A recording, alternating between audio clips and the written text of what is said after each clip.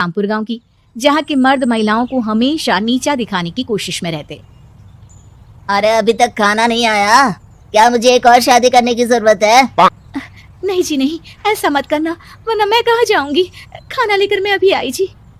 गांव की पंचायत में भी फैसले हमेशा औरतों के खिलाफ ही रहते। मैं जो फैसला सुनाता हूँ वो भगवान की आज्ञा होती है। इस लड़के ने अपने मन से शादी करके अच्छा नहीं किया। लड़के को घर भेज दो और इसकी शादी इसकी जाति की किसी लड़के से करवा दो, लेकिन ये लड़के, इसे तो गांव के बाहर निकाल दो। नहीं नहीं जमींदार साहब, ये क्या बोल रहे हैं? ऐसा नहीं हो सकता। मेरी बेटी मासूम है, इसे अच्छे बुरे की समझ नहीं है। अरे कहाँ जाएगी ये बेचारी? कहाँ जाएगी? इतनी चिंता है तो पूरे परिवार का गांव निकाला कर देते हैं। बेचारे पूरे बसे बसाए परिवार को गांव छोड़ना पड़ता है। चाहे जो हो, अगर बेटियों को कंट्रोल नहीं कर सकते तो गांव में रहने का कोई मतलब नहीं है। यहाँ औरतों को दब कर रहना होगा। कोई भी अपने हिसाब से कुछ नहीं कर सकता, सब ईश्वर की मर्जी से ही होगा। तभी गांव का एक आदमी दौड़ा दौड़ा आता है। सरपंच साहब, जमींदार साहब, वो कालिया है ना, उसकी बेटी पढ़ने के लिए शहर जा रही है। अच्छा, ये कब हो गया? और कालिया की हिम्मत कैसे हो गई ऐसा करने की? लेकर आओ उसे और उसकी बेटी को। बस फिर क्या था, हाजिर हो जाते हैं कालिया और उसकी बेटी सरपंच के सामने। अरे कालिया, ये क्या सुनने में आ रहा है? बेटी को इंजीनियर बना रहा है तू? और ये बता, गांव में तो स्कूल नहीं है, फिर कहां से इतनी क्लास पास कर गई तेरी बेटी? राधा, जो कि कालिया की बेटी है, उसे लगता है कि सरपंच उसकी तारीफ कर रहे हैं। सरपंच जी, मैंने ऑनलाइन पढ़ाई की है, डिस्टेंस लर्निंग से। सभी में मैंने अच्छे नंबर पाए हैं, जिसे देखते हुए शहर की इंजीनियरिंग कॉलेज में मुझे स्कॉलरशिप मिली है। वाह जी वाह, क्या होती है ये? पहले तो ये बताओ, फिर आगे की बात करते हैं। पूरा गांव राधा की बात सुन रहा था और राधा बोलती जा रही थी।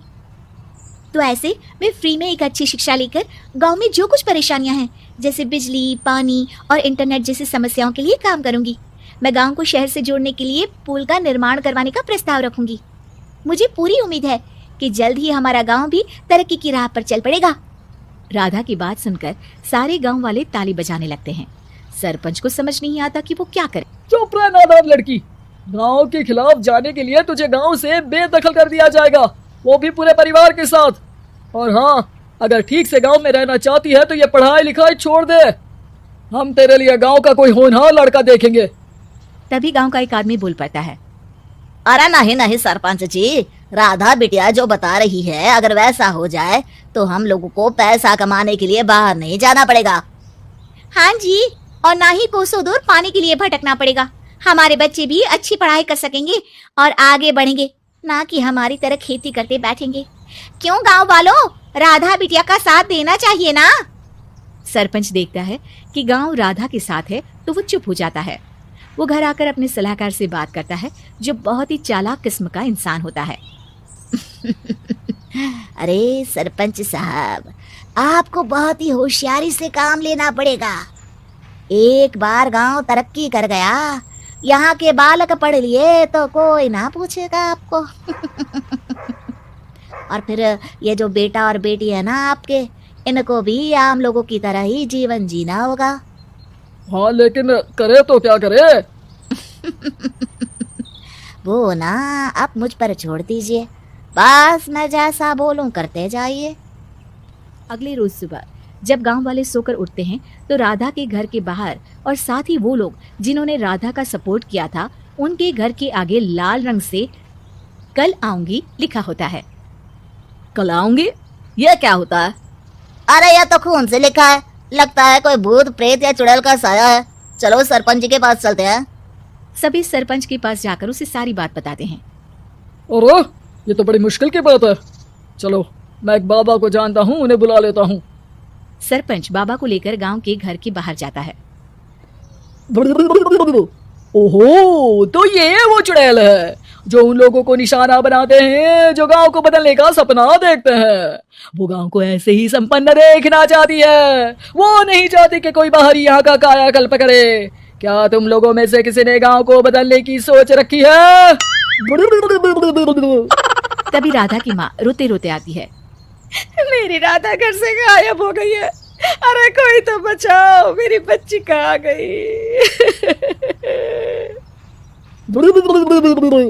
ले गई वो चुड़ैल, तेरी बच्ची को ले गई। अब वो उसे श्रापित करके छोड़ेगी, उस पर चुड़ैल का साया हो जाएगा। तभी बुरी सी हालत में राधा भी वहां आ जाती है। उसके बाल चुड़ैल की तरफ फैले होते हैं और कपड़ों में खून लगा होता है। सभी राधा को देखकर डर जाते हैं। माँ, पता नहीं मुझे कौन उठा कर ले गया था। अरे दूर दूर हो जा चुड़ैल, अब हम लोग इस गांव में नहीं रुकेंगे। अरे कैसी बातें कर रहे हैं आप? कल तो आप मेरे भरोसे गांव का हुलिया बदलने, अपने बच्चों को पढ़ाने और तरक्की उन्नति की बात कर रहे थे, तो आज क्या हो गया आपको? ये फिर तुम लोगों को बहकाएगी। ये चुड़ैल गांव में आ चुकी है, ऐसे ही ये तुम्हारे घर के बच्चों को भी ले जाएगी। गांव वाले राधा को गांव से बाहर निकाल देते हैं। उसके माँ बाप रोते रहते हैं, लेकिन गांव वाले नहीं मानते। मैं भी अपनी बहन के साथ गांव के बाहर रहूंगा, लेकिन वो पढ़ाई नहीं छोड़ेगी। वहीं सरपंच के घर पर सलाहकार कहता है, देखा, सांप भी मर गया और लाठी भी नहीं टूटी। लेकिन अगले ही दिन सरपंच के घर के बाहर भी वही शब्द लिखे होते हैं। और फिर सरपंच की बीवी कहती है, हमारी बेटी को किसी ने अगवा कर लिया है। तभी राधा का भाई वहां आ जाता है। अरे गांव वालों, मैंने सरपंच जी की बेटी को देखा था, वो चुड़ैल उसे उठाकर ले जा रही थी। अरे क्या मजाक कर रहे हो?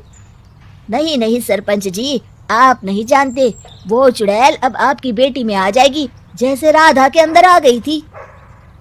तभी सरपंच की बेटी वैसी ही हालत में वहां आती है जैसे राधा आई थी।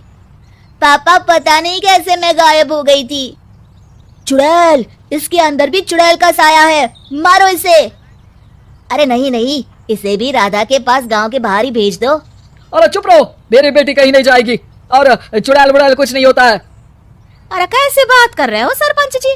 आप तो बोल रहे थे कि आपका फैसला भगवान का ज्ञान होता है, तो अपने पर बात आई तो अब आप ऐसे बोल रहे हैं। अरे ना ना ना, आपको अपनी बेटी को त्यागना ही होगा। अरे बुलाओ बाबा को। राधा का भाई बाबा को ले आता है, जिसे अब गांव वालों के डर के कारण सच बोलना पड़ता है। मैं कोई बाबा नहीं हूँ, मैं तो मोची था। ये सलाहकार महोदय ने मुझे कहा था एक्टिंग करने को। अब वो मुझे पैसे देने वाले हैं। अब मुझे माफ कर दो। गलती हो गई, मुझे माफ कर दो। तभी वहां राधा आ जाती है। देखा सरपंच जी, जब गांव के बच्चे साक्षर होंगे तो आप जैसे लोगों की चालाकी नहीं चलेगी।